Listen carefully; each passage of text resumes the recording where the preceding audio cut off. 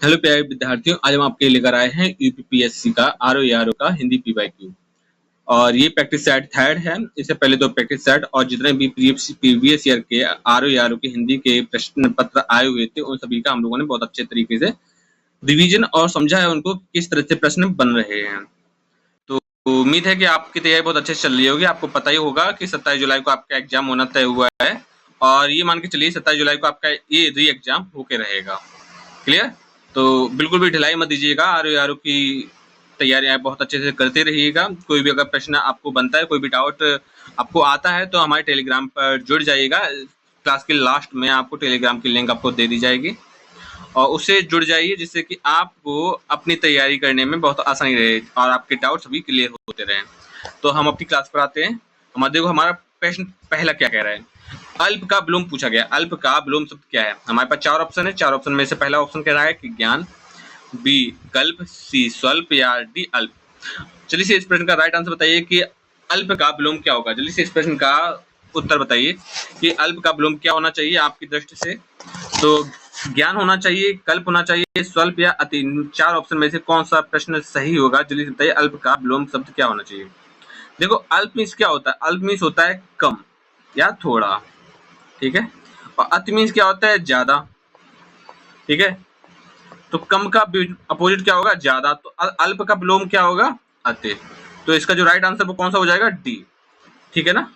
इस प्रश्न का राइट आंसर डी हो जाएगा। नेक्स्ट क्वेश्चन पे आते हैं, क्वेश्चन नंबर सेकंड यानी क्वेश्चन नंबर दूसरा। देखो मित व्यय का विलोम क्या होगा? मित व्यय का विलोम क्या होगा? हमारे पास चार ऑप्शन है। अपव्यय, ऑप्शन नंबर बी अल्पव्यय, ऑप्शन नंबर सी कृपण, ऑप्शन नंबर डी बहुव्यय। तो मित व्यय का विलोम क्या होना चाहिए? ऑप्शन नंबर ए हमारे पास कह रहा है कि अपव्यय, ऑप्शन नंबर बी अल्पव्यय, ऑप्शन नंबर सी कृपण और ऑप्शन नंबर डी बहुव्यय। तो जल्दी से बताइए मित व्यय का विलोम क्या होना चाहिए। तो इस प्रश्न का जो राइट आंसर क्या होना चाहिए? ऑप्शन नंबर ए अपव्यय, ऑप्शन नंबर बी अल्पव्यय, ऑप्शन नंबर सी कृपण या बहुव्यय।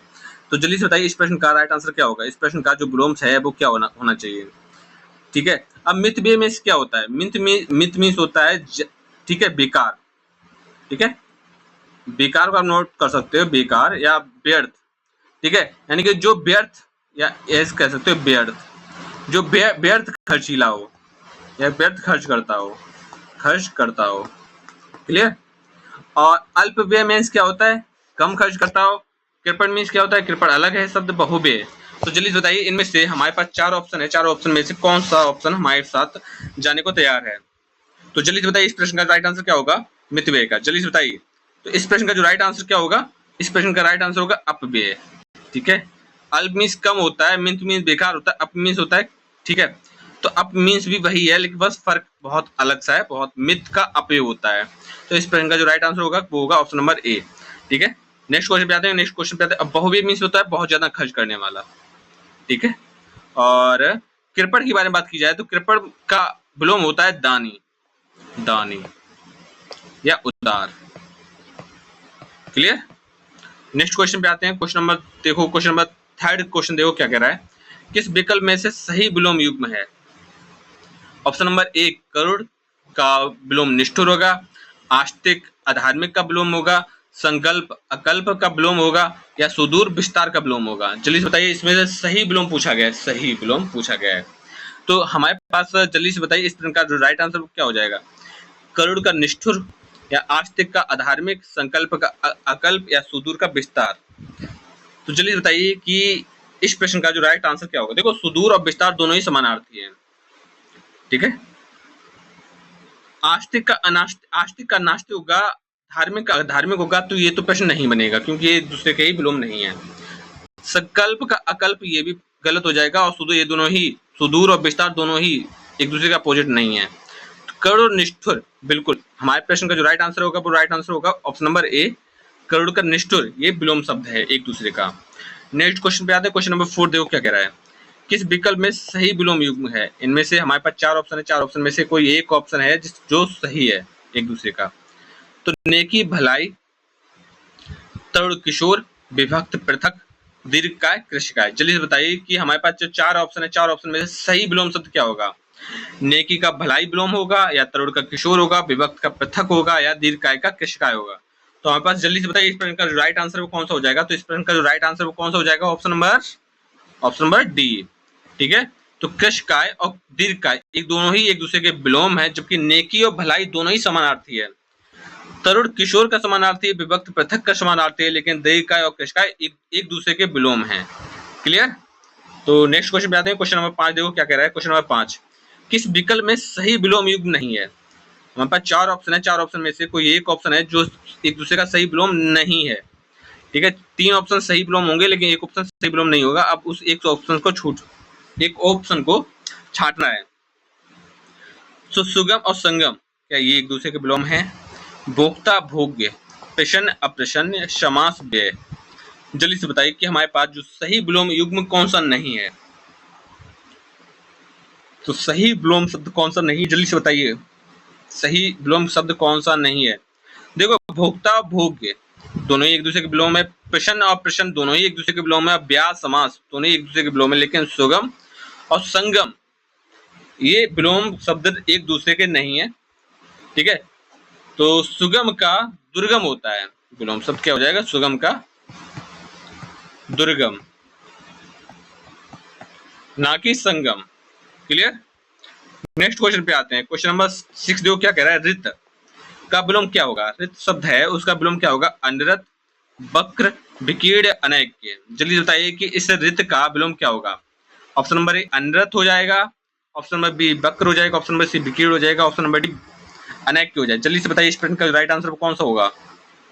इस प्रश्न का राइट आंसर जल्दी से बताइए कि इस प्रश्न का जो राइट आंसर कौन सा होगा? जल्दी आप इस प्रश्न का राइट आंसर लिखिए। ठीक है, देखो इस प्रश्न का जो राइट आंसर होगा वो क्या हो जाएगा? वो हो जाएगा अनरत। वक्र रिजु का वक्र होता है, इसका क्या होता है? रिजु, रिजु का वक्र हो जाएगा। ठीक है, तो इस प्रश्न का जो राइट आंसर है वो अनरत हो जाएगा। और रित का अर्थ होता क्या है? रित का होता है ठीक से जुड़ा हुआ, ठीक से जुड़ा हुआ, या बोल सकते हो सुव्यवस्थित या व्यवस्थित, व्यवस्थित। ठीक है ना। और अनरत का अर्थ होता है असत्य या गलत या अव्यवस्थित। ये इसको इस तरह याद रखो, अव्यवस्थित। तो रित का व्यवस्थित और अनरत का अव्यवस्थित, तो ये एक दूसरे के अपोजिट हो जाएंगे। उसी तरह से रित और अनरत एक दूसरे के अपोजिट होंगे। क्लियर। नेक्स्ट क्वेश्चन पे आते हैं। क्वेश्चन नंबर देखो, क्वेश्चन नंबर 7 देखो क्या कह रहा है। कौटिल्य, कौटिल्य का विलोम पूछा गया है। कौटिल्य का विलोम पूछा गया है, तो जल्दी से बताइए इस प्रश्न का राइट आंसर क्या होगा? मृदुलता होगा, मृदुलता। ऑप्शन नंबर बी आर्तव, ऑप्शन नंबर सी मार्दव, या ऑप्शन नंबर डी आर्जव। तो कौटिल्य का विलोम क्या हो जाएगा? जल्दी से बताइए इस प्रश्न का राइट आंसर क्या होगा?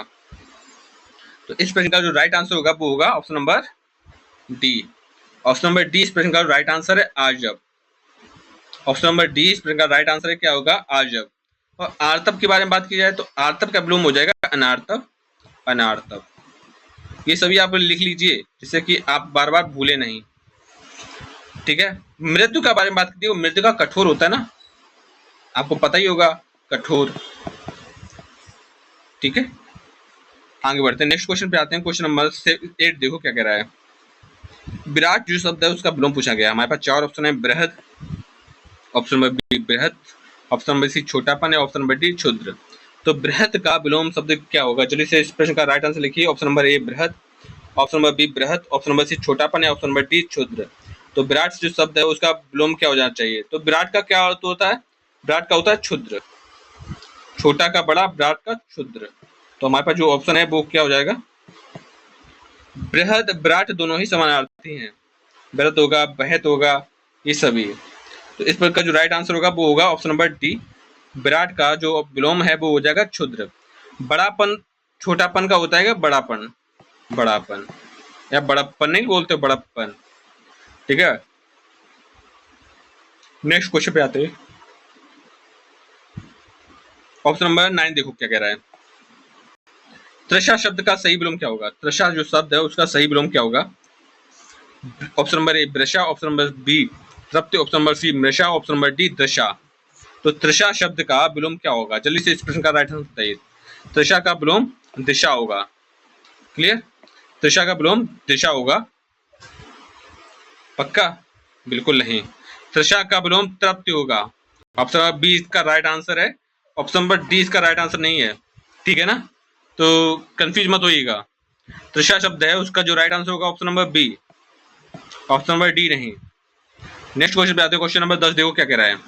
प्रच्छन्न शब्द का विलोम क्या होगा? प्रच्छन्न शब्द का विलोम क्या होगा? प्रत्यक्ष, प्रतिपन्न, अप्रतिबद्ध या गौड़।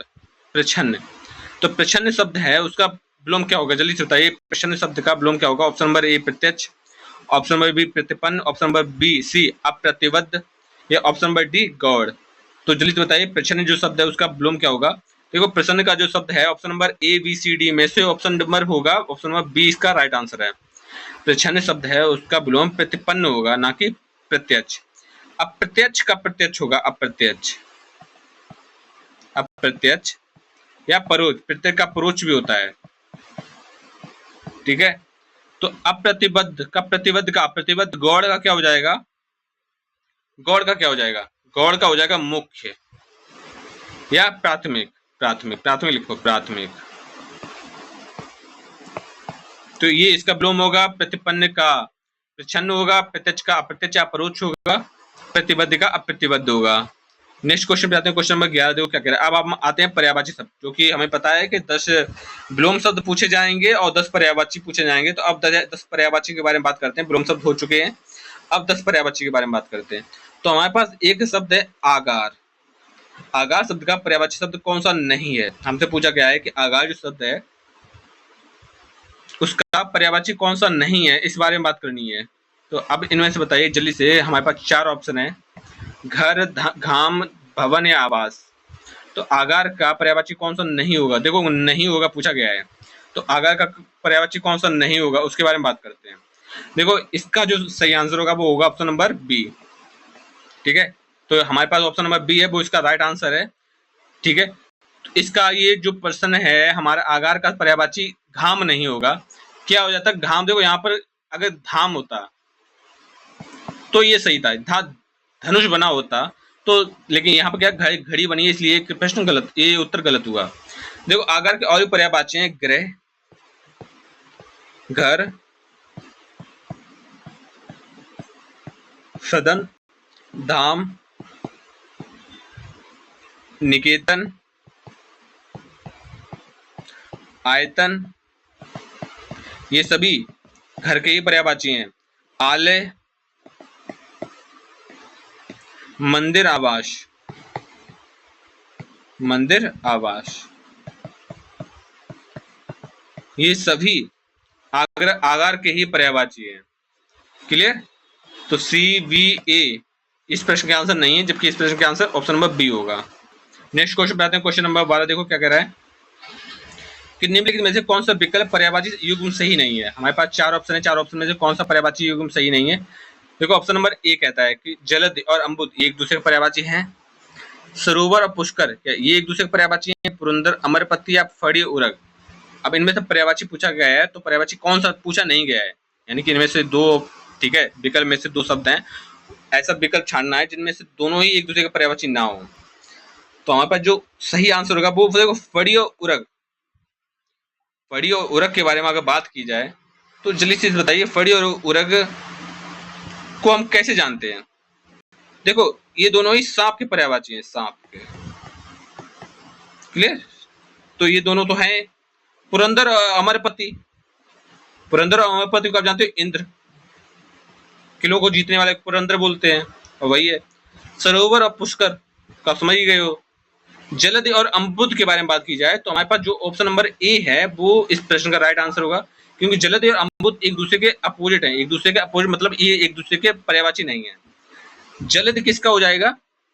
जलद, जलद हो जाएगा बादल का पर्यायवाची, बादल का। क्लियर? कोई समस्या तो नहीं है? जलद, सॉरी बादल का नहीं, जलद होगा समुद्र का पर्यायवाची। जलद लांग गए, समुद्र का पर्यायवाची। जबकि अम्बुद हो जाएगा बादल का पर्यायवाची। अम्बुद, अम्बुद हो जाएगा बादल का पर्यायवाची, बादल। ठीक है ना? नेक्स्ट क्वेश्चन पे आते हैं। क्वेश्चन नंबर देखो 13 देखो क्या कह रहा है। क्वेश्चन नंबर 13 देखो क्या कह रहा है। इनमें से वसुधा का पर्यायवाची कौन सा नहीं है? वसुधा का पर्यायवाची शब्द बताइए। ऑप्शन नंबर ए विपुला, ऑप्शन नंबर बी शर्वरी, ऑप्शन नंबर सी धेनुका या ऑप्शन नंबर डी पैसनी। तो वसुधा का पर्यायवाची पूछा गया है, तो जल्दी से बताइए वसुधा का पर्यायवाची कौन सा होगा?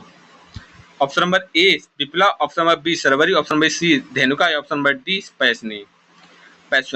तो वसुधा का पर्यायवाची ऑप्शन नंबर ए होगा विपुला। वसुधा का पर्यायवाची विपुला होगा, जबकि शर्वरी, धेनुका, पैसनी ये वसुधा के पर्यायवाची नहीं होंगे। ठीक है, अब बात करते थोड़ी और बात करते हैं वसुधा के पर्यायवाचियों के बारे में। देखो, वसुधा को धरा बोलते हो, धरा, पृथ्वी बोलते हो। ये आपने कुछ नाम है जो आपके होंगे। विपुल भी बोलते हो, विपुल, विपुला, वसुधा, धरा, विपुला, धरती, धरेड़ी, धरेड़ी, वसुंधरा, इला, भू, भूमि। ये सभी किसके पर्यायवाची हैं?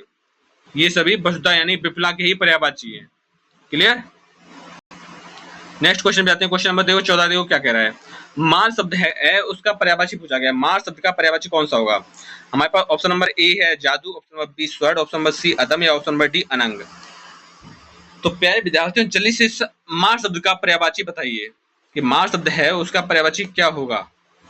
इस प्रश्न का राइट आंसर जल्दी से आप लिखिए कि मार जो शब्द है उसका पर्यायवाची क्या होगा। ये जो शब्द है कई बार आया है प्रश्न में, प्रैक्टिस पेपर में, जब प्रीवियस ईयर के पेपर में जो हमने सॉल्व किए उनमें हर एक प्रश्न में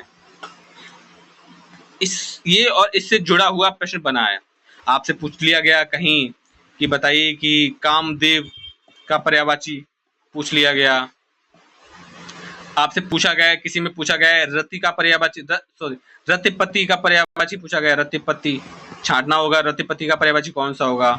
अब मार शब्द है उसका भी कई बार पूछा गया है। मार शब्द है उसका भी कई बार पूछा गया है कि मार शब्द का पर्यायवाची कौन सा होगा।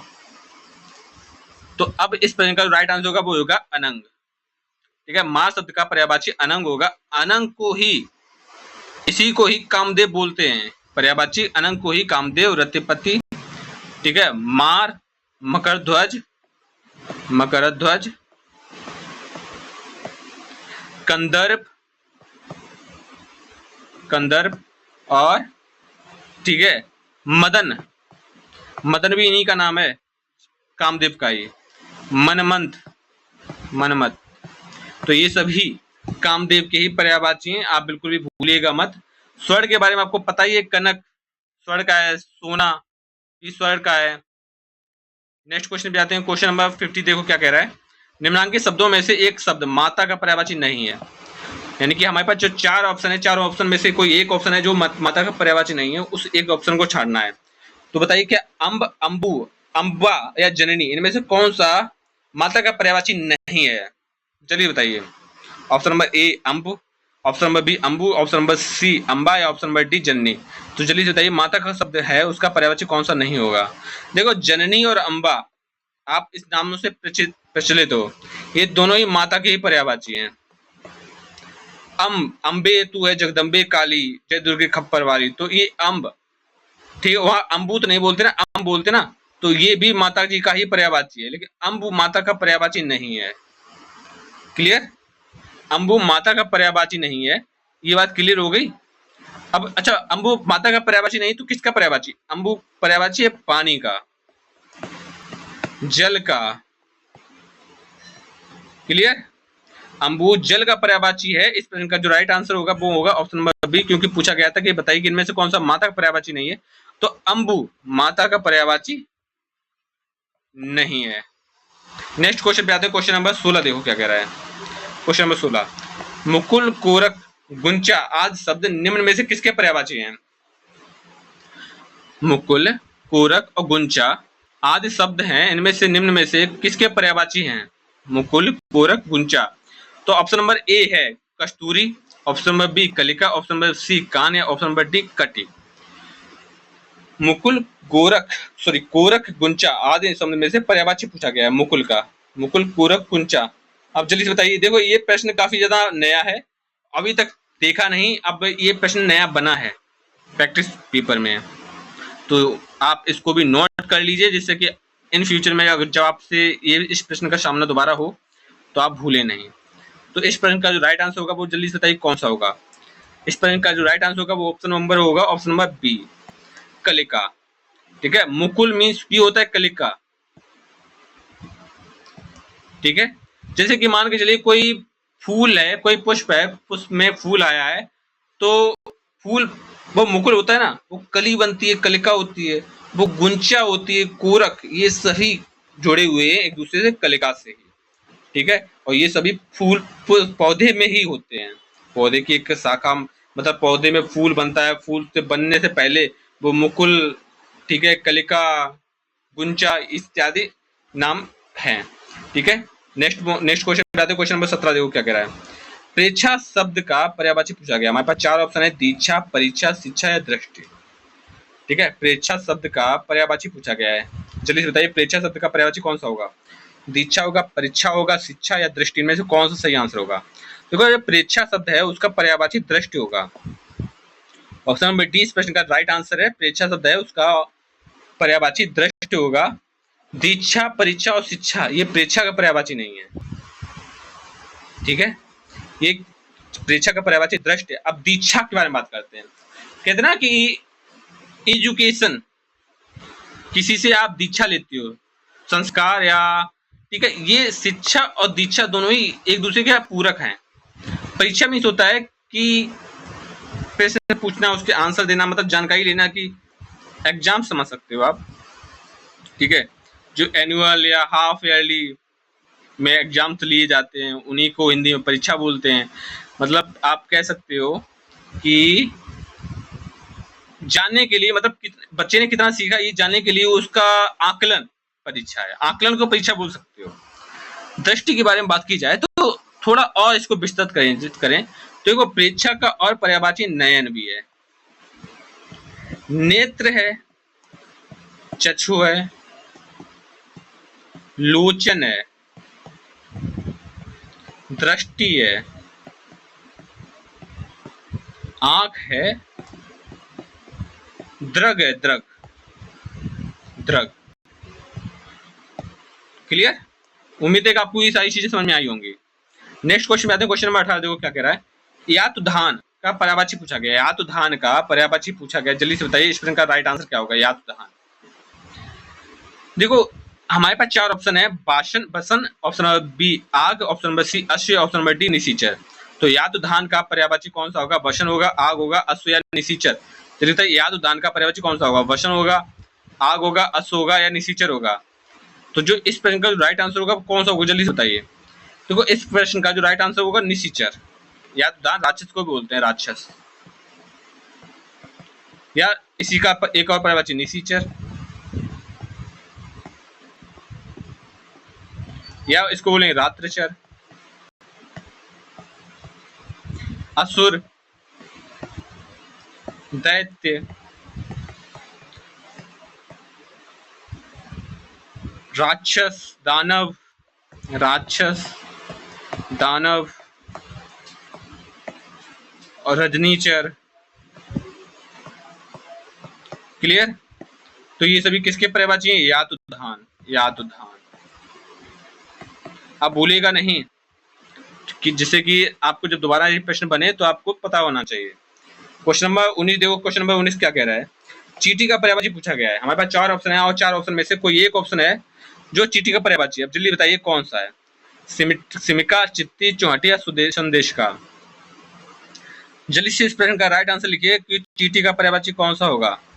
देखो आप ढिलाई बिल्कुल भी मत कीजिएगा, आप अपने कमेंट बॉक्स में जरूर लिखिएगा, जिससे कि आपको पता लगता रहेगा कि आपकी तैयारी किस हद तक हो गई है। क्योंकि जब आप अपनी ही तैयारी को आप ठीक तरह से नहीं आकलन करोगे तो कैसे समझ में आएगा कि आप अभी तक कहाँ स्टैंड कर रहे हैं। आपको पता होना चाहिए ना कि, क्योंकि देखो बच्चे बहुत लगे पड़े हैं, आप जब सो रहे होगे तो ये मान के चलो कोई ना कोई बच्चा लगा पड़ा होगा, वैकेंसी बहुत कमी है और आपको उस वैकेंसी में से कोई एक वैकेंसी चाहिए, उसके लिए आपको करनी पड़ेगी मेहनत। तो बिल्कुल मेहनत से चूकिए मत, क्योंकि सब कुछ आपकी मेहनत पर ही डिपेंड करेगा। तो चींटी का जो पर्यायवाची होगा वो होगा सिमिका। क्लियर। ऑप्शन नंबर ए इस प्रश्न का राइट आंसर है सिमिका। इसके और भी पर्यायवाची है पिपीलिका, पिपीलिका, पिपली, पिपली और चींटी तो है ही, सिमिका भी है। क्लियर। नेक्स्ट क्वेश्चन पे आते हैं। क्वेश्चन नंबर बी देखो क्या कह रहा है। समानार्थी शब्द के आधार पर यमुना शब्द के लिए उचित समूह को चुनिए। हमारे पास चार ऑप्शन है, चार ऑप्शन में से एक समूह ऐसा है जो यमुना का पर्यायवाची, जिसमें से तीन है। एक ऑप्शन में तीन शब्द दिए गए हैं। तीनों ऐसे कौन सा युग्म है जिसके तीन के तीनों शब्द यमुना के पर्यायवाची होंगे। तो बताइए ऑप्शन नंबर ए तरंगिणी, तटनी या कालिंदी। नहीं। अंबु, कालिंद या सुरसुता, बिल्कुल नहीं। कालिंदी, कृष्णा और सुता। तो इसका जो सही आंसर होगा वो होगा option number C, Kalindi, Krishna और सुरसुता। ये यमुना के पर्यायवाची हैं। क्लियर। देखो कालिंदी, कृष्णा और सुरसुता ऑप्शन नंबर ए में तरंगिणी तथा तटनी नदी के पर्याय हैं। क्लियर। कालिंदी और सुरसुता किसके पर्यायवाची हैं? तरंगिणी तथा तटनी। विकल्प ए में तरंगिणी और तटनी ये एक दूसरे का पर्यायवाची हैं, जबकि कालिंदी किसका पर्यायवाची है? कालिंदी यमुना का पर्यायवाची है। पहली बात तो ये तो हट गया। अम्बुद को अभी बताया था, अम्बुद का क्या अर्थ होता है? बादल होता है। कहाँ बादल कहाँ यमुना, एक दूसरे कोई मेल नहीं, इसलिए ऑप्शन नंबर बी भी गलत हो गया। कृष्णा, सुरसुता, तटनी, तटनी से आप समझ सकते हो ना, तटनी भी यमुना का पर्यायवाची नहीं है, तो इसलिए ये भी गलत हो गया। तो हमारे पास जो ऑप्शन बचा कौन सा? Option number C. क्लियर। आगे बढ़ते हैं, नेक्स्ट क्वेश्चन पे आते हैं। क्वेश्चन नंबर 21 देखो क्या कह रहा है। क्वेश्चन नंबर 21 पर बात करते हैं। अगहन का तत्सम रूप पूछा गया। अगहन, तो ऑप्शन नंबर ए अग्राहन, अगहड़, आग्रहण या अग्रासन। तो जल्दी से बताइए अगहन का जो शब्द है उसका तत्सम रूप क्या होगा? अगहन शब्द का तत्सम रूप क्या होगा? जल्दी से बताइए। तो इस प्रश्न का जो राइट आंसर होगा वो होगा ऑप्शन नंबर ए। ये एक प्रश्न भी आ चुका है, अगर आपने प्रैक्टिस पेपर आप सॉल्व करते हैं तो आपको ये पता होगा कि प्रश्न बना हुआ है। ये प्रश्न ऑलरेडी आ चुका है, तो इसमें आप बिल्कुल भी लापरवाही मत करना जिससे कि आपको इसका गलत खामियाजा भुगतना पड़े। नेक्स्ट क्वेश्चन आते हैं हम लोग। क्वेश्चन नंबर 22 देखो क्या कह रहा है कि निम्नलिखित में से कौन सा शब्द तत्सम नहीं है। हमारे पास एक शब्द है जो तत्सम नहीं है, बताइए कौन सा ऐसा शब्द है जो तत्सम नहीं है। जल्दी से इस प्रश्न का राइट आंसर लिखिए। ऑप्शन नंबर ए गायक, ऑप्शन नंबर बी नायक, ऑप्शन नंबर सी सावक या ऑप्शन नंबर डी उपखान। फिर से बताइए तत्सम कौन सा नहीं है? गायक नहीं है, नायक नहीं, सावक नहीं या उपखान नहीं। तो इस प्रश्न का जो राइट आंसर होगा वो होगा ऑप्शन नंबर डी उपखान। उपखान तत्सम नहीं है, तद्भव है। अब उपखान का तत्सम होता क्या है? देखो उपखान का तत्सम होता है वो होता है उपाख्यान। उपाख्यान। तो इस प्रकार जो राइट आंसर वो इस प्रश्न का जो राइट आंसर है वो ऑप्शन नंबर डी है, क्योंकि उपाख्यान ये तत्सम है, तत्सम, और जो उपखान है वो होगा तद्भव। क्लियर। और ये पूछा गया था बताइए कौन सा तत्सम नहीं है, तो डी इसका राइट आंसर है कि डी जो उपखान है वो तत्सम नहीं बल्कि तद्भव शब्द है। क्लियर। अब गायक का जो तद्भव होगा गायक का होगा गवैया, गवैया। नायक का क्या होगा? जल्दी बताइए नायक का क्या होगा, ये आप छोड़ते हैं, नायक का बताइए। सावक का भी बताना है आपको, ठीक है, शेर के बच्चे को सावक की बोलते हैं। आगे बढ़ते हैं, नेक्स्ट क्वेश्चन पे आते हैं। Question number 23। कुछी शब्द का तद्भव रूप क्या होगा? कुछी जो शब्द है उसका तद्भव रूप क्या होगा? देखो ये जो काक नहीं, ये कोक है, तो कुछी शब्द का तद्भव रूप क्या होगा? ऑप्शन नंबर ए कोक, ऑप्शन नंबर बी अच्छी, ऑप्शन नंबर सी आंत या ऑप्शन नंबर डी कच्छ। तो कुछी जो शब्द है उसका तद्भव रूप क्या होगा? जल्दी से कमेंट बॉक्स में आप कमेंट कीजिए कि जो कुछी शब्द है उसका तद्भव रूप क्या होगा। जल्दी से कमेंट बॉक्स में कमेंट कीजिए इस प्रश्न का राइट आंसर क्या होगा। तो इस प्रश्न का जो राइट आंसर होगा वो होगा ऑप्शन नंबर ए। देखो कुछी का जो तत्सम रूप तद्भव रूप होता है वो होता है कोक। अच्छी मीन्स होते हैं आंख, ठीक है, क्लियर। लेकिन ये को अच्छी, आंत और कच्छ ये सभी कुछी के पर्याय, कुछी के तद्भव नहीं है, तो इस कुछी का तद्भव कोक होगा, ठीक है। आगे बढ़ते हैं।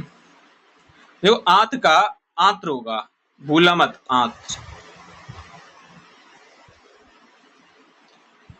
अच्छी का आंख होगा। नेक्स्ट क्वेश्चन पे आते हैं, क्वेश्चन नंबर 24। क्वेश्चन नंबर 24 देखो क्या है, कौन सा शब्द तत्सम है, मोती, लौंग, गोपाल या सितार। हमारे पास 24 ऑप्शन में से बताइए, 24वां प्रश्न है, बताइए इनमें से कौन सा शब्द है जो तत्सम होगा। तत्सम रूप, तत्सम शब्द पूछा गया है, तो मोती, लौंग, गोपाल या सितार। तो इस प्रश्न का राइट आंसर जल्दी से बताइए, इस प्रश्न का राइट आंसर कौन सा है। उम्मीद है कि सभी लोग इस प्रश्न का राइट आंसर कर लेंगे। मोती, लौंग, गोपाल या सितार। तो तत्सम शब्द कौन सा होगा, जल्दी से बताइए इस प्रश्न का राइट आंसर कौन सा हो जाएगा। जल्दी से कमेंट बॉक्स में इस प्रश्न का सही आंसर कमेंट कीजिए कि इस प्रश्न का राइट आंसर कौन सा हो जाएगा। देखो मोती का हो जाएगा, मोती तद्भव है, जबकि इसका जो तत्सम हो जाएगा वो हो जाएगा मौक्तिक। मौक्तिक तो ये तो नहीं होगा। लौंग का तत्सम रूप लवंग कहेंगे, लवंग, तो ये भी नहीं होगा। अब बात करते हैं सितार और गोपाल पर। सितार का जो हो जाएगा वो हो जाएगा सप्तवार। सप्तवार सितार का जो हो जाएगा सप्तवार हो जाएगा। गोपाल, गोपाल का क्या हो जाएगा, गोपाल का हो जाएगा ग्वाल। तो इस प्रश्न का जो राइट आंसर वो हो जाएगा, देखो ग्वाल, ग्वाल क्या है, ग्वाल है तद्भव रूप, तद्भव, जबकि गोपाल है तत्सम रूप, तत्सम। इस चीज को ध्यान रखना, और हमसे तत्सम ही रूप पूछा गया है, तो हमारा जो सही आंसर होगा ऑप्शन नंबर सी सही होगा। बाकी तीनों ही मोती, लौंग, सितार ये सभी तद्भव शब्द हैं, लेकिन मैं तत्सम पूछा गया था, इसलिए इस प्रश्न का राइट आंसर सी होगा। ऑप्शन नंबर 25 देखो क्वेश्चन क्या कह रहा है। ऑप्शन नंबर 25, चबूतरा का तत्सम रूप क्या होगा। चबूतरा जो शब्द है उसका तत्सम रूप क्या होगा, चबूतर, चबूतरा, चादुतरा या चतवाल। तो चबूतरा का जो तत्सम शब्द है वो हो जाएगा option number D. Option number D इस प्रश्न का राइट आंसर होगा। चतवाल इस प्रश्न का राइट आंसर होगा, चबूतरा, चतवाल, ठीक है। चतवाल शब्द तत्सम रूप है, जबकि चबूतरा है तद्भव रूप। तो इस प्रश्न का जो राइट आंसर होगा ऑप्शन नंबर डी इस प्रश्न का राइट आंसर होगा। नेक्स्ट क्वेश्चन पे आते हैं, क्वेश्चन नंबर 26। निम्न में से कौन सा तद्भव है। हमें तद्भव शब्द पूछा गया है, यौवन, निर्जर, जीव या स्थान। तो तद्भव शब्द पूछा गया है, और तद्भव जल्दी से बताइए इस प्रश्न का राइट आंसर कौन सा हो जाएगा। इस प्रश्न का जो राइट आंसर कौन सा हो जाएगा, तद्भव शब्द। देखो जीव तद्भव शब्द है, जबकि जीव का जो तत्सम हो जाएगा वो हो जाएगा जीवा, जी हाँ, ये तत्सम शब्द है, ये तत्सम बन जाएगा, तत्सम, जबकि जीव तद्भव शब्द हो जाएगा। क्लियर। यौवन, निजर और स्थान आप समझ सकते हो। अच्छा चलो और बात करते हैं। यौवन, निजर और स्थान का तद्भव क्या होगा। यौवन का होगा जोभन, जोभन। निर्जर का क्या होगा, निर्जर का होगा झरना, झरना। और स्थान का क्या होगा, स्थान का होगा थान। कई बार पढ़ाया है इसको। तो इस प्रश्न के जो राइट आंसर होगा, जो होगा सी इस प्रश्न का राइट आंसर होगा। और इसमें पूछा गया था तत्सम शब्द, जो कि तद्भव शब्द, जो कि हमने बता दिया है, option number C. Next question पे आते हैं, क्वेश्चन नंबर 27 देखो क्या कह रहा है। त्वरित का तद्भव क्या होगा, त्वरित, ठीक है। त्वरित का तद्भव शीघ्र होगा, तुरंत होगा, तुरंत। तो इस प्रश्न का राइट आंसर कौन सा होगा, जल्दी कमेंट बॉक्स में लिखिए कि ऑप्शन नंबर ए इसका राइट आंसर होगा। त्वरित का राइट आंसर कौन सा होगा, option number A, B, C, D में। चलिए बताइए आप किस पर जाना चाहेंगे, त्वरित का तद्भव कौन सा होना चाहिए। तो इस प्रश्न का right answer option number B और सी दोनों होगा, और बी, सी, डी में है। तो इस प्रश्न का राइट आंसर होगा ऑप्शन नंबर डी। क्लियर। त्वरित का होता है तुरंत या तुरंत, इस तरह लिखा जाएगा। क्वेश्चन नंबर 28 देखो क्या कह रहा है। निम्नलिखित विकल्पों में से तत्सम शब्द का चयन करना है। तत्सम शब्द का चयन करना है, तीखा, अटारी, निकृष्ट या गहरा। तो जल्दी से बताइए option number A, B, C, D में कौन सा सही आंसर होगा। तत्सम शब्द होगा तीखा होगा, अटारी होगा, निकृष्ट होगा, गहरा होगा। जो 28 प्रश्न का राइट आंसर कौन सा हो जाएगा, 28 प्रश्न का राइट आंसर कौन सा होगा, जल्दी से बताइए। तो इस प्रश्न का राइट आंसर होगा ऑप्शन नंबर सी, निकृष्ट इस प्रश्न का राइट आंसर होगा। ठीक है, हमसे तत्सम शब्द पूछा गया था, तत्सम शब्द निकृष्ट है। तीक्ष्ण, तीक्ष्ण होगा तत्सम शब्द, तीखा तद्भव शब्द होगा। अट्टारी नहीं, अट्टारी तद्भव शब्द है, जबकि अट्टालिका, अट्टालिका, अट्टालिका क्या हो जाएगा, अट्टालिका तत्सम शब्द होगा। गंभीर, गंभीर गंभीर तत्सम शब्द है, जबकि गहरा तद्भव शब्द होगा। तो इस प्रश्न का राइट आंसर होगा ऑप्शन नंबर सी, इस प्रश्न का राइट आंसर। नेक्स्ट क्वेश्चन पे आते हैं, क्वेश्चन नंबर 29 पर। क्वेश्चन नंबर 29 देखो क्या कह रहा है कि परिवा का तत्सम पूछा गया है। परिवा, परिवा, प्रतिपदा या परिवा।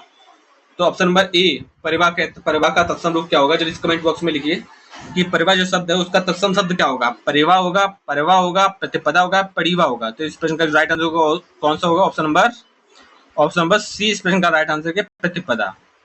जो परिवा शब्द है उसका प्रतिपदा सही आंसर होगा। नेक्स्ट क्वेश्चन आते हैं, क्वेश्चन नंबर 30 पर।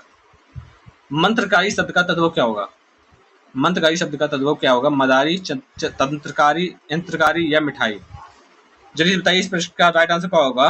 30 का राइट आंसर बताइए। मंत्रकारी का राइट आंसर क्या होगा। तो इस प्रश्न का जो सही आंसर होगा वो मदारी होगा। मंत्रकारी का जो तद्भव रूप है मदारी होता है। तो ऑप्शन नंबर ए इस प्रश्न का राइट आंसर है। क्लियर। मिठाई का तत्सम शब्द और मिष्ठान, देखो मिठाई का मिष्टानन होता है ना, मिष्टानन, बिल्कुल मिष्टानन। तो मिष्टानन तत्सम शब्द है, जबकि मिठाई तद्भव शब्द है। और मंत्रकारी पूछा गया था, मंत्रकारी का जो तद्भव रूप मदारी होगा। और इसमें से ये तीनों ही पूछे नहीं गए थे, इसलिए हमने इन पर ध्यान नहीं दिया। क्वेश्चन नंबर 31 देखो, जो अचानक आंखों से ओझल हो गया। अब अनेक शब्दों के लिए एक शब्द है, जो अचानक आंखों से ओझल हो गया हो उसको क्या कहेंगे। देखो जो कहते हैं ना, जो सडनली गायब हो गया हो, जो अचानक से दिखा और बस गायब, तो उसको कहेंगे अंतर्धान। ऑप्शन नंबर सी इसका राइट आंसर है। नेक्स्ट क्वेश्चन पे आते हैं, क्वेश्चन नंबर 32।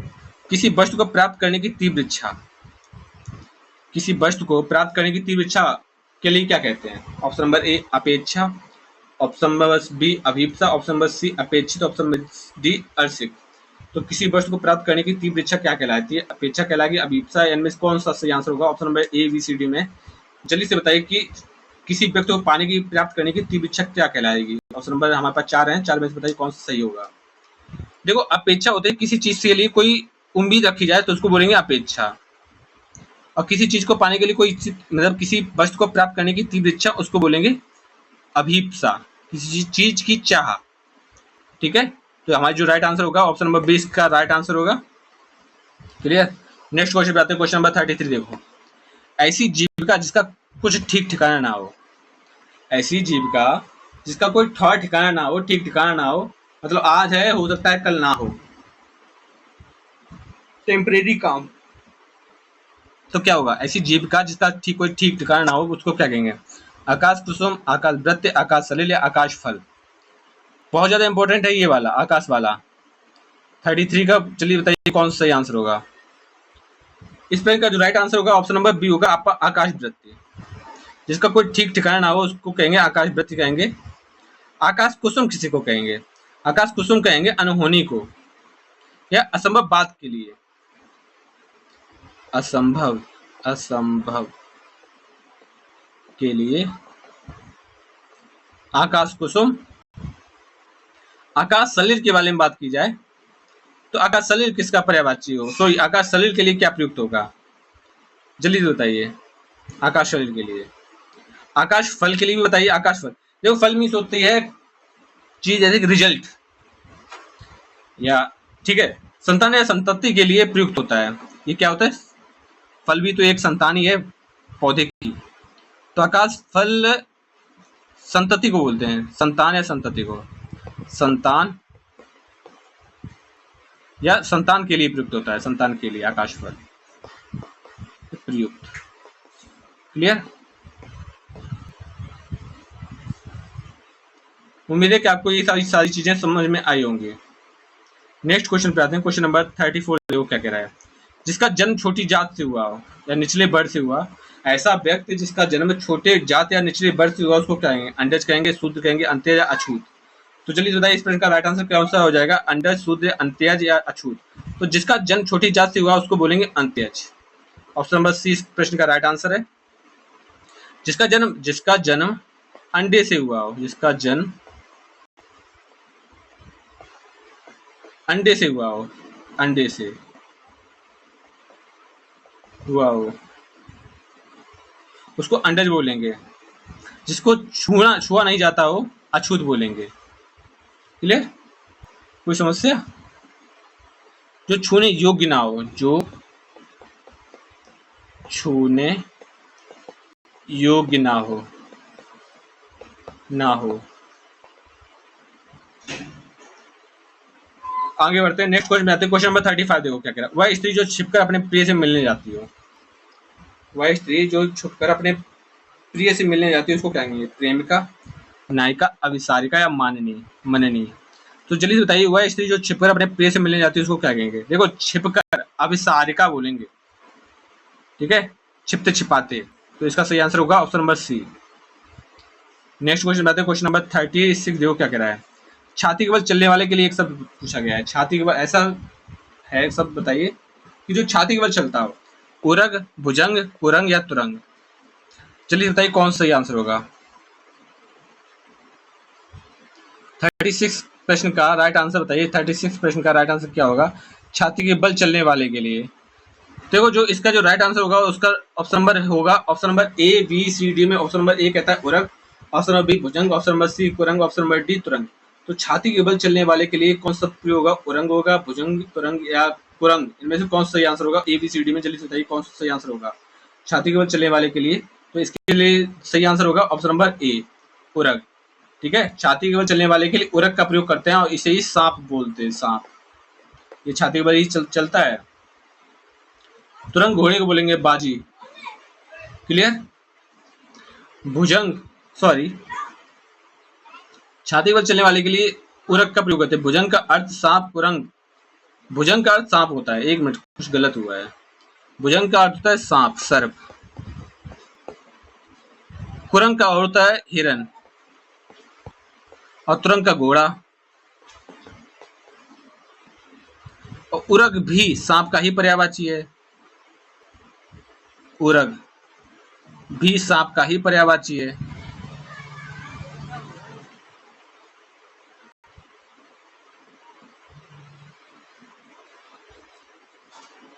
देखो, इस प्रश्न का जो राइट आंसर होगा वो ऑप्शन नंबर ए और बी दोनों ही होगा।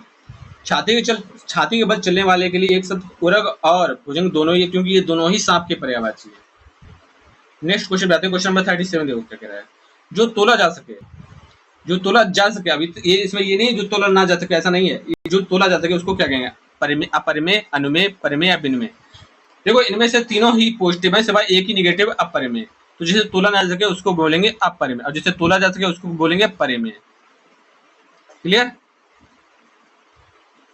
और अनुमान लगाने योग्य हो, अनुमेय, और ना लगाना हो योग्य हो तो क्या कहेंगे? किसी वस्तु को, अच्छा, विनिमय बोलते हैं किसी वस्तु के बदले दी गई दूसरी वस्तु, आदान प्रदान। किसी वस्तु का आदान प्रदान, किसी वस्तु का आदान प्रदान, उसको क्या बोलेंगे?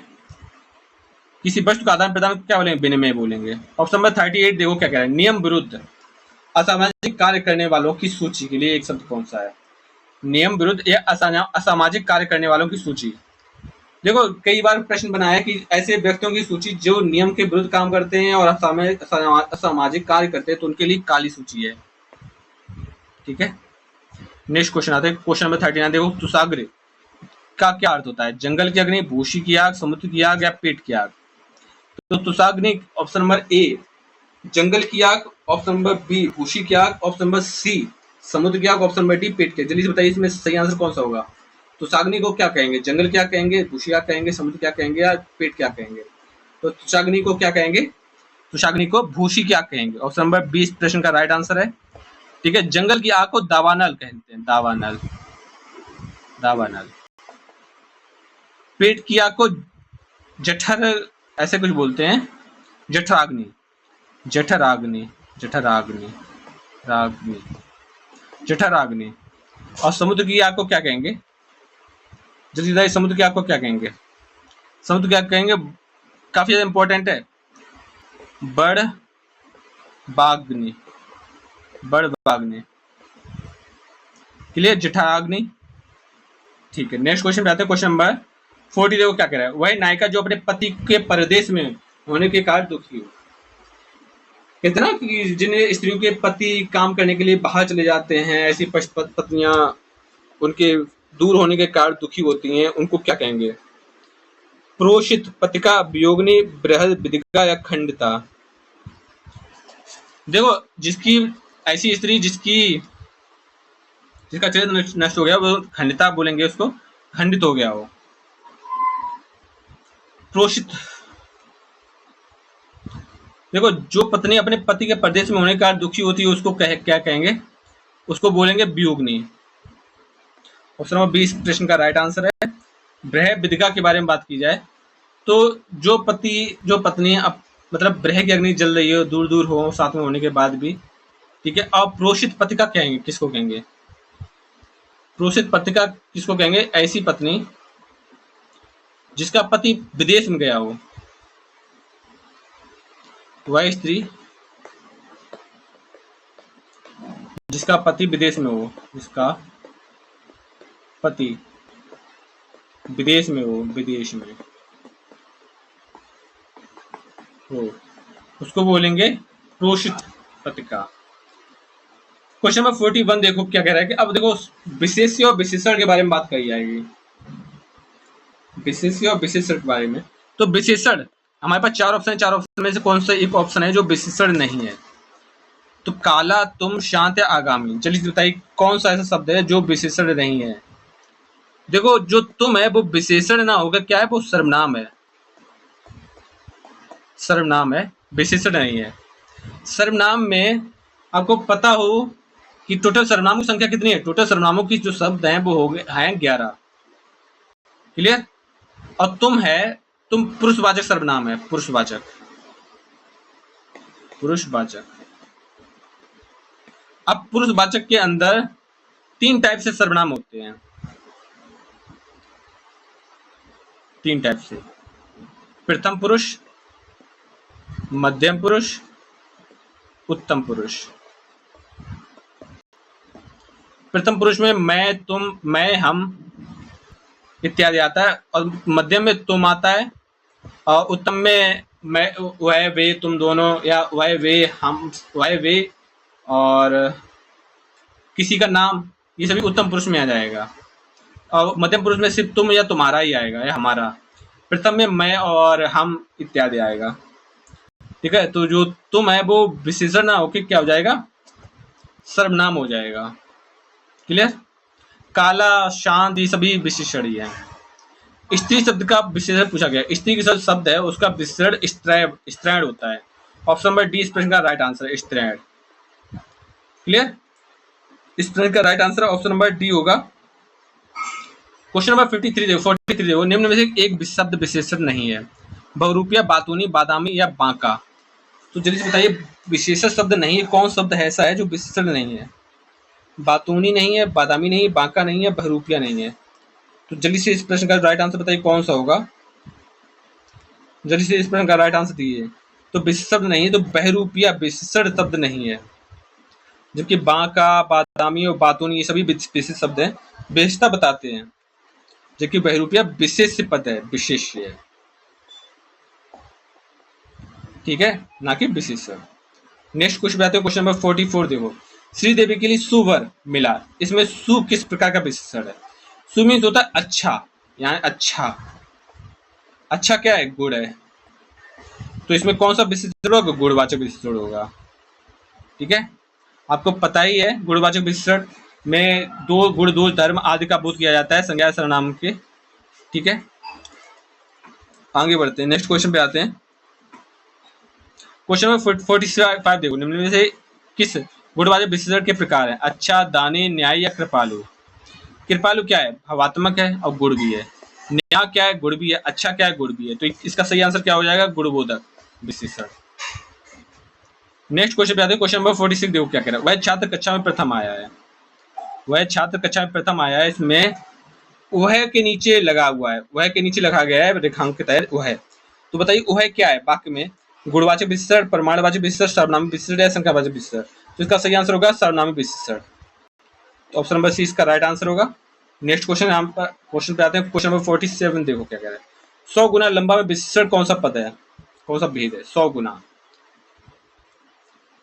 गणनावाचक, क्रमवाचक, आवृत्तिवाचक, संपूर्णवाचक। अब 100 गुना के बारे में बात की जाए, जल्दी बताइए इस प्रश्न का राइट आंसर कौन सा होगा 100 गुना में? जल्दी बताइए इस प्रश्न का राइट आंसर कौन सा होगा? देखो इस प्रश्न का राइट आंसर होगा वो होगा option number C. Option number C इस प्रश्न का राइट आंसर है कि 100 गुना लंबा, ये आवृत्तिवाचक विशेषण है। अब आगे बात करते हैं, देखो विशेषण के बारे में फिर से बात करते हैं। विशेषण ऐसे शब्द जो संज्ञा सर्वनाम की विशेषता, संज्ञा या सर्वनाम की विशेषता बताता है, विशेषता, उसको कहेंगे विशेषण। क्लियर? विशेषण के 4 भेद है, सार्वनामिक विशेषण, सार्वनामिक विशेषण, सार्वनामिक जिसमें तुम वह ये आ जाते हैं। दूसरा है गुणवाचक विशेषण, इसमें गुण की बात की जाती है, गुण, दोष, धर्म इत्यादि। प्रमाणवाचक विशेषण, इसमें नापतोल की बात की जाती है। और संख्यावाचक विशेषण में संख्याओं के बारे में बात की जाती है। तो जो आवृत्तिवाचक विशेषण है वो क्या है? वो संख्यावाचक विशेषण है। 100 गुना संख्यावाचक विशेषण में आवृत्तिवाचक विशेषण है। नेक्स्ट क्वेश्चन पे आते हैं, क्वेश्चन नंबर 48 देखते हैं क्या कह रहा है। कितने प्रश्न करने हैं इसमें वाक्य में विशेषण किस के भेद बताना है। कितने प्रश्न करने, कितने, तो कितने क्या है? संख्या है, तो इसका सही आंसर होगा बी। नेक्स्ट क्वेश्चन देखो क्या कह रहा है, ऑप्शन नंबर 49 देखो क्या कह रहा है। इनमें से विशेष शब्द नहीं है, अकूत, अकड़, आचार्य, प्रचंड, अचंड। तो जल्दी बताइए इसमें विशेष शब्द नहीं है, कौन सा शब्द है जो विशेष शब्द नहीं है? जल्दी से बताइए विशेष शब्द कौन सा नहीं होगा? तो इसमें सही आंसर होगा ऑप्शन नंबर सी, ये विशेष शब्द नहीं है। जबकि अकूत, अकार, अचड़ ये सभी विशेष शब्द हैं। क्वेश्चन नंबर 50 देखो क्या कह रहा है। निम्नलिखित में से किस वाक्य में उत्तमावस्था गुणवाचक विशेषण विशेष का प्रयोग किया गया है? जल्दी से बताना है कि इनमें से कौन सा एक शब्द है जो उत्तमावस्था गुणवाचक विशेषण विशेष का प्रयोग किया गया। परमानंद कक्षा में बहुत होशियार छात्र है। मनमोहन ने इस दुकानदार से 1 किलो टमाटर खरीदा। इस पौधे में इतना पानी मत डालो। विजय पहलवान एक दिन में 4 लीटर दूध पीता है। परमानंद कक्षा में बहुत सबसे होशियार, देखो सबसे लगाया गया है तो ये उत्तमावस्था हो गई। और गुण है होशियार, तो गुणवाचक विशेषण भी हो गया। तो इसका जो राइट आंसर होगा ऑप्शन नंबर ए इसका राइट आंसर, बाकी तीनों ही तर्कसंगत हैं। क्वेश्चन नंबर 51 देखो क्या करें। एक की वर्तनी शुद्ध है, आधिकारिक, आधिकारिक, अधिकारिक या आधिकारिक। सही बताइए इसमें कौन सा है? आधिकारिक, यानी कि ऑप्शन नंबर बी इसका राइट आंसर है। आधिकारिक शुद्ध है वर्तनी दृष्टि से। शुद्ध वर्तनी वाले शब्द का चयन करना है। अंत्याक्षरी, पूजनीय, तदुपरांत या कवित्री। तो जल्दी से बताइए इस प्रश्न का राइट आंसर कौन सा होगा? 51 का राइट आंसर कौन सा होगा? जल्दी से बताइए 51 का राइट आंसर कौन सा होगा? 51 का राइट आंसर कौन सा होगा? जल्दी से बताइए 51 का राइट आंसर कौन सा होगा? इसका जो राइट आंसर होगा ऑप्शन नंबर ए इसका राइट आंसर होगा। पूजनीय इसलिए नहीं कि पूजनीय लिखा जाता, पूज्य नहीं, पूजनीय, पूजनीय, ठीक है। तदुपरांत होता है, तदुपरांत नहीं होता है, तदुपरांत, ठीक है, क्लियर। और कवित्री को इस तरह लिखते हैं, कवित्री, ना कि कवित्री, क्लियर। तो ये इसके सही है शब्द, जबकि इस प्रश्न का राइट आंसर ऑप्शन नंबर ए है, अंत्याक्षरी बिल्कुल सही लिखा हुआ है। क्वेश्चन नंबर 53 देखो, निम्न में से कौन सा शब्द है? देखो कवित्री लिखा है, कवित्री, कवित्री, ऑप्शन नंबर 20 का राइट आंसर है। अभी करके आए हम लोग। क्वेश्चन नंबर 54 देखो, कौन सी वर्तनी दृष्टि से शुद्ध शब्द का चयन करना है? शुद्ध शब्द का चयन, पूजनीय, उज्ज्वल, परिपार्श्विक या ज्योत्सना, पारिपार्श्विक, परिपार्श्विक। तो जल्दी से बताइए इसका जो राइट आंसर कौन सा हो जाएगा? तो इसका जो राइट आंसर होगा पारिपार्श्विक, इसका राइट आंसर होगा। उज्ज्वल आधा डबल जा और वा बनता है, दोनों ही जब जा आधे बनते हैं। अब पूजनीय होता है पूजनीय, ज्योत्सना को इस तरह लिखा जाएगा। तो इसका जो राइट आंसर होगा ऑप्शन नंबर सी। निम्न में से कौन सा वर्तनी शुद्ध है? वाल्मीकि, वाल्मीकि। तो जल्दी इस तरह का राइट आंसर ऑप्शन नंबर ए या वाल्मीकि। क्वेश्चन नंबर 56 देखो क्या कह रहा है। निम्नलिखित में से कौन सा वाक्य शुद्ध है? उसे मृत्युदंड की सजा दी गई, खरगोश को काटकर गाजर खिलाओ, मेरी करनी का फल भोग, मैं करनी का फल भोगता, मेरी करनी का फल भोग रहा हूँ। इसमें शुद्ध कौन सा? ये तो गलती हो गया। कृपया यहाँ बैठने की कृपा करें। जल्दी से इस पे का राइट आंसर किए। इसमें सभी तो शुद्ध नहीं है, यानी कि एक तो हो ही गया, मेरी करनी का फल भोग रहा हूँ। मैं अपनी करनी का फल भोग रहा हूँ। तो जल्दी से इस प्रश्न का राइट आंसर लिखिए। देखो, उसे मृत्युदंड की सजा दी गई। ए, खरगोश को काटकर गाजा खिलाओ। 2, मेरी करनी का फल भोग रहा हूँ। 2, 3 या ऑप्शन नंबर 4, कृपया यहाँ बैठने की कृपा करें। देखो, कृपा कृपा दोनों हो गए, तो ये भी गलत हो गया। खरगोश को काटकर गाजा खिलाओ, उसे मृत्युदंड की सजा दी गई। तो इसमें जो सही आंसर होगा, उस खरगोश को काट कर गाजर खिलाओ। देखो, उपयुक्त दिए गए वाक्यों में से कोई भी वाक्य शुद्ध नहीं है। दिए गए वाक्यों में शुद्ध रूप क्रमशः इस प्रकार होगा। अशुद्ध, देखो जैसे कि शुद्ध वाक्य, उसे मृत्युदंड की सजा दी गई। उसे मृत्युदंड की, देखो मृत्युदंड अपने आप में एक सजा है, तो मृत्युदंड की कोई सजा नहीं होती, मृत्युदंड खुद में ही सजा है, तो ये बार बार लिखने की जरूरत नहीं थी। ठीक है। खरगोश को गाजर खिलाओ, यही पर्याप्त है, काट कर पर्याप्त नहीं। तो इसका जो सही आंसर होगा, सभी अशुद्ध है। ऑप्शन नंबर डी इसका राइट आंसर है। क्वेश्चन नंबर 57 देखो, इनमें से कौन सा एक वाक्य जो शुद्ध है। मेरा प्राण संकट में है। ये मेरा प्राण नहीं, मेरे प्राण संकट में है, ये गलत है। सोमवार को रेलवे के कई कर्मचारी गिरफ्तार हुए, उस अपराधी को मृत्युदंड की सजा हुई, ये भी गलत होगा, क्योंकि मृत्युदंड अपने आप में सजा है, तो बार बार सजा, बड़ रिपीटेशन नहीं होगा। माधवी वर्मा शायद बाद की कवित्री हैं, तो ये बिल्कुल सही आंसर है। ठीक है। और सोमवार को रेलवे के कई कर्मचारी गिरफ्तार हुए, तो सोमवार को रेलवे के कर्मचारी गिरफ्तार हुए, इतना काफी था। क्वेश्चन नंबर 58 देखो क्या कह रहा है। निम्नलिखित वर्णित वाक्यों में से गलत वाक्य चुनना है। हमें उपलब्ध सभी सुख सुविधाएं विज्ञान की ही देना है। विज्ञान ने हमें जादू नगरी में पहुंचा दिया, जिधर दृष्टियारों विज्ञान के चमत्कार दिखाई पड़ते हैं। विज्ञान से अनेक असंभव लगने वाली बातों को संभव कर दिखाया गया है। तो जल्दी से बताइए 58 का सही आंसर क्या होगा। 58 का, तो इसका जो सही आंसर होगा, ऑप्शन नंबर डी इसका राइट आंसर होगा कि ये गलत वाक्य है। ठीक है। कैसे? देखो, विज्ञान से अनेक असंभव लगने वाली बातों को संभव कर दिखाया गया है। वाक्य अशुद्ध है। अब शुद्ध वाक्य कैसा होगा? विज्ञान ने, देखो से ने नहीं होकर यहाँ पे ने का प्रयोग होगा। विज्ञान ने अनेक संभव लगने वाली बातों को संभव कर दिखाया है। ठीक है। ऑप्शन नंबर 59 देखो क्या कह रहा है। मैं आपकी श्रद्धा करता हूँ। देखो, मैं आपकी श्रद्धा नहीं होता है, मैं आप पर श्रद्धा रखता हूँ, ये सही आंसर होगा, option number C. Question number 60 देखो क्या कह रहा है। इनमें से कौन सा एक वाक्य अशुद्ध है? अशुद्ध वाक्य को छांटना है। तुमसे कुछ भी नहीं हो सकता, तुम्हें मैं अब नहीं समझा सकता, तुमको मैं कैसे समझाऊं, तुमसे बात करना ही व्यर्थ है। तो जल्दी बताइए इनमें से कौन सा सही आंसर होगा, व्यर्थ वाला। ये अंतिम प्रश्न है, जल्दी से बताइए कौन सा होगा। देखो, तुमको मैं कैसे समझाऊं, वाक्य अशुद्ध है। इसका शुद्ध वाक्य तुम्हें मैं कैसे समझाऊं।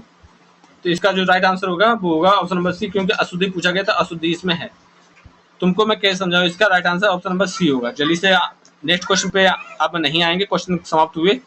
अब हमारे पास ये टेलीग्राम है, सिविल संसद हिंदी के नाम से जो टेलीग्राम है, आप उस पर ऐड हो जाइए। आपको कोई भी डाउट है, कोई प्रश्न है, ठीक है, अपने फीडबैक जरूर दें, जिससे कि हम लोग का मोटिवेशन बना रहे और आपको अच्छे से अच्छे नॉलेज प्रोवाइड कराते रहें। और ROE की क्लास आपके एग्जाम तक चलती रहेगी, आप इसकी टेंशन बिल्कुल भी मत लीजिए। फ्री क्लासेस हैं, कोई भी आपको ₹700 नहीं लिए जाएंगे। मिलते हैं नेक्स्ट टाइम, तब तक के लिए धन्यवाद।